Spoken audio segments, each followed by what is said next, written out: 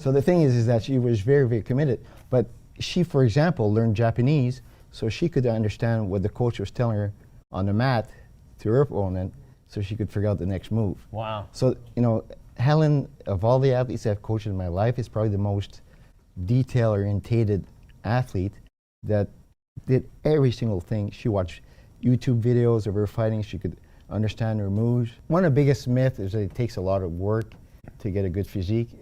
And I mean, Tim Ferriss wrote a book called The 4-Hour Body. Yeah, but I think that 4 hours a week is plenty. Even my top-level athletes, as far as strength training is concerned, it's about 4 hours a week. But there's no messing around when I train, right? The way I explain to people is that you're like an oil lamp. And the flame is the yang energy. So the bigger you can burn the flame, it's great. So people, you know, spend a lot of their energy. But the problem is they don't take care of the oil. That's what we call the yin reserve. The two biggest stressors are related to their mouth.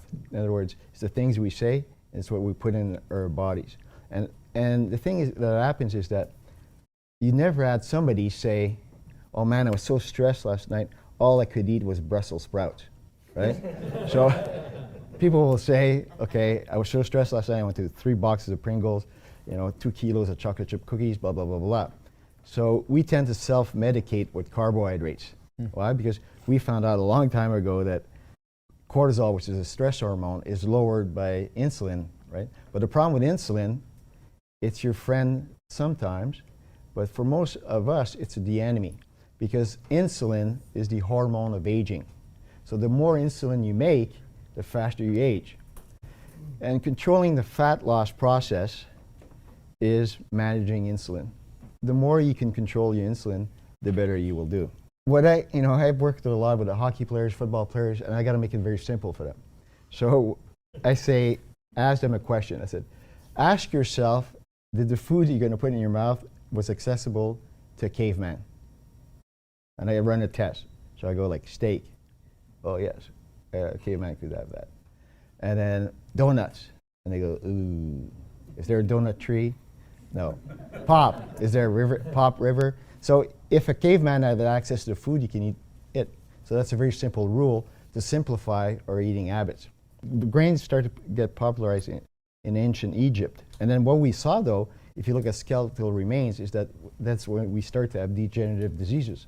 We used to be much taller, much more muscular when we were living more off a Paleolithic diet. As they land, they say, oh, we're now going to prepare for landing. Well, you should drink about 1.5 liter of water. Why? Because if you ever notice, it's really hard to fall asleep if you got to pee, right? So basically, when you drink a lot, you activate the kidney meridian, which is the energy meridian. So you drink a lot of water. Then this thing you should pull out of your briefcase or your purse is caviar. Caviar is probably one of the best brain-building foods, and you have to reset your neurotransmitters. And the yang neurotransmitters are dopamine and acetylcholine. So you could have caviar, or you could have, if you don't like fish, you could have roast beef. Okay? But it has to be a meat or a fish that contains a lot of tyrosine, because to make dopamine, you need tyrosine. So that would be a thing. And then the second thing I would eat is macadamia nuts, because macadamia nuts contain a lot of levels of choline, and choline will fire up your brain.